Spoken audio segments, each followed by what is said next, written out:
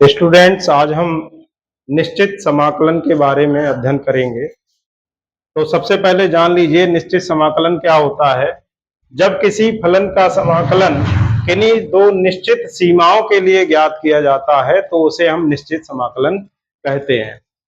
जैसे यदि f(x) dx यानी ये जो समाकलन है इसका समाकलन होता है f(x), जहां पे f जो है एक फंक्शन है, तो इसकी लिमिट अगर हम निर्धारित कर देते हैं a से b तक, ये अनलिमिटेड है इसीलिए ये अनिश्चित समाकलन है।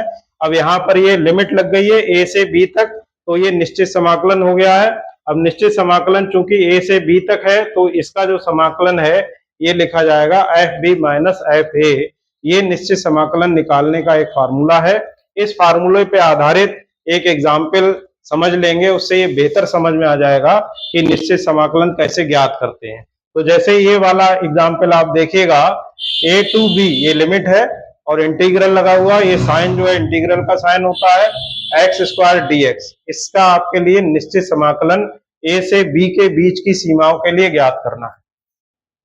तो देखिए x² का इंटीग्रेशन आप जानते ही हैं, x² का इंटीग्रेशन होता है x³/3। अब निश्चित समाकलन में प्लस c जो कांस्टेंट आता है वो लिखने की जरूरत नहीं होती है, क्योंकि अगर हम c लिखते भी हैं तो c से c कैंसिल हो जाता है, तो हम लिखेंगे केवल x³/3। अब इसमें लिमिट लगा लेंगे a से b तक। अब इसमें फार्मूला जब लगाएंगे तो 1/3 हम बाहर लिख सकते हैं, क्योंकि 3 कांस्टेंट है तो 1/3 बाहर लिख लिया।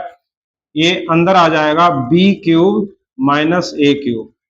ये इसका निश्चित समाकलन हो गया। एक और हम एग्जाम्पल समझ लेते हैं, उससे और अच्छी तरीके से समझ में आ जाएगा। जैसे एक एग्जाम्पल है a to b integration log x/x dx।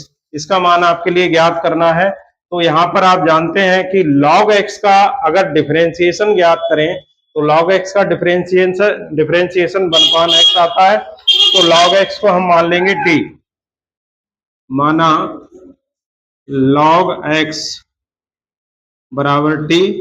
अब इसका डिफरेंशिएशन x के सापेक्ष अगर करते हैं तो ये आएगा 1/x dx is equal to dt।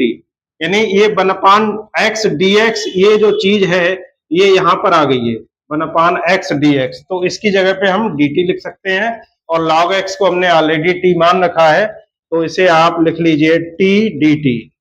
अब t का इंटीग्रेशन आपके लिए ज्ञात करना है, लिमिट्स हम बाद में लगाएंगे। t का जो इंटीग्रेशन होता है वो होता है t²/2।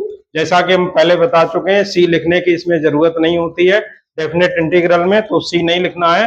t² is equal to, अब आपने t जो है log x के लिए माना था तो इसकी जगह पे आप लिख देंगे log x/2 इसका होल स्क्वायर। अब इसमें लिमिट लगानी है a से b तक इज इक्वल टू, अब 1/2 चूंकि कांस्टेंट है इसे बाहर लिख लेंगे, अंदर आएगा log x, हाँ सही है, इसका square a to b is equal to, अब लिमिट अप्लाई कर देंगे तो 1/2 log b का whole square minus log a का whole square. This will be your answer.